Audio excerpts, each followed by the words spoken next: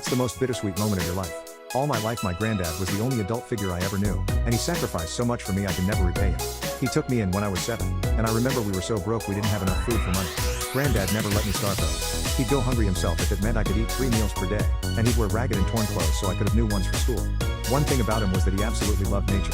He'd touch trees when on a walk and would look at clouds with a smile on his face, and his biggest dream in life was to travel to Africa to see the lions and elephants out in the wild. Unfortunately, he never got to do that. He passed away from cancer when I was 19, and the day I took his urn home I made a final promise to him. I'd take him to Africa. I spent the next year and a half saving every dime so I could afford to travel to Masai Mara, which was not just any random safari. This was the safari my granddad wanted to go to.